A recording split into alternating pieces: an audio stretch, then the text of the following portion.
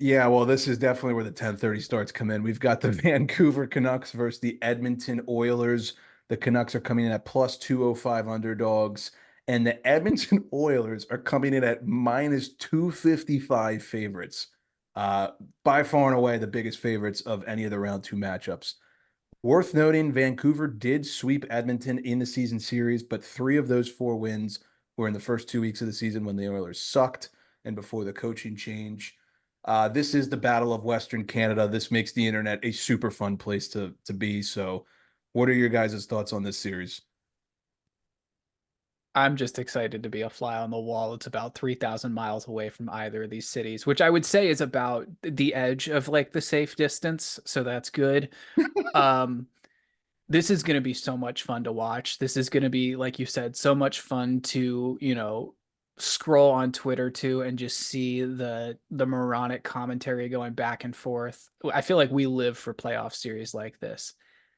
That being said, those odds for this series, Crazy. I get all over Canucks as fast as you can.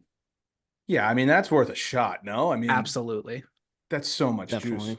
Yeah. Yeah. So this is what I was saving for this segment is just that, my gut reaction and probably a lot of other people's gut reaction is to say it feels like the Oilers might walk all over the Canucks, but we touched on it earlier. Let's remember this is a Rick Tocchet coach team, the Canucks, and the Canucks literally just got badly outplayed in at least four, probably more like five of the six games that they played against Nashville. A good team and still managed to win that series in six games. And they did so with backup and third string goalies. So that's kind of what has me tripped up here. I also think there's something to be said about like they almost just kind of like accidentally found their way into the second round. And sometimes teams like that all of a sudden just catch fire. Now that they've made it into the second round, it's like, oh, here we are. Well, let's step on the gas.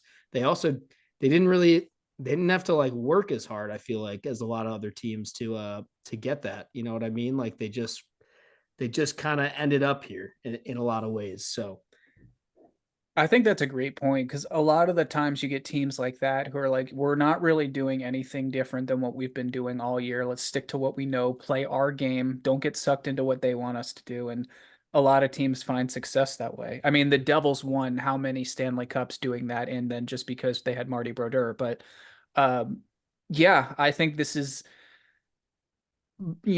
there's a lot of Oilers hubris, let's put it that way, on Twitter about how quick this series could be over, how many goals McDavid is going to score in the first game.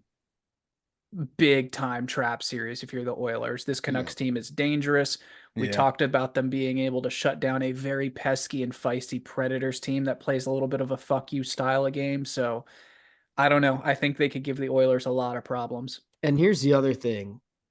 All of the pressure is on the Oilers. Like I think, Canucks fans won't see it this way, but in my opinion, Canucks they made it the second round this year. I think that's pretty good. Like I think if they They weren't even supposed to be in the playoffs. no exactly, I think if they won two games in this series, I think you could call that a pretty solid season and go into next season feeling decently good about what happened and that kind of thing. The Oilers, if you lose this series in any fashion, you're you're you're almost in Leaf land. frauds. Yeah, you're almost in like Leaf territory where you're like, this is ridiculous. Do we need to like blow something up here? What more can we do with I this agree. team? Yeah. I And agree. so They're and so and because of that, I think again, you mentioned it before, Vancouver has home ice. I think if Vancouver finds a way to like win both of those first two games and go up Oh two man. nothing, panic mode, full panic mode for the Oilers. So it could get interesting And fast. not like constructive panic mode, like fall apart, rip your hair out, like cry and run around in a circle and fall down, Like destructive panic. Drysidle in the post game interview, like saying two-word answers, Yep. kind of vibes. Yeah, big time. ugh. All right, Harry, Listen. where do we stand on this one? I love Rick Tocchet. I love what I saw against the Preds. I love Artis Shilovs. I love Casey DeSmith. I love Teddy Bluger. I love the Canucks. They're great. They're like Penguins West. They got Rutherford, the whole gang. They're all over there. I'm for it. And honestly, I love JT Miller. He's one of my favorite players to watch that's not a Penguin. I love the way he plays the game. All that being said, this is a different breed that they're about to take on. And that power play is ruthless. Yeah. You take 3 penalties, you take more than 3 penalties in a game. I would argue even over 2.5 penalties in a game, you're fucked. They're gonna score one. It's a gimme. So the Canucks have to stay out of the box. They have to. If they can do that, which I'm not sure they can, they have a chance. I so badly want to say this series will go at least 6 or 7. I really do. I think it can go 6. I don't know if it can go 7, but the Oilers are just there comes a time in a man's career where he just puts his foot down and he's like, fuck it, I'm the best in the world. And I have a really bad feeling that we are entering that territory. You think that's this year? I think Connor's gonna have to go against Nate Mack against my picks, and that's when I don't know what happens. But I'm not betting against the Oilers. I mean, I think they do it in 6. Wow. Sadly, I want Vancouver, but I also want Vancouver, but I too am taking the Oilers in 6. that would be a home ice win for the Oil. Nick Manella, you are nodding your head and smiling. Yeah, Very guys, slowly. that sounds fine and dandy and everything, and that's all great. Do Yeah. it. Do it. Canucks in 7. Oh, Go, baby. baby. Let's go. I love Hell it. yeah. I would Someone had love to do see it.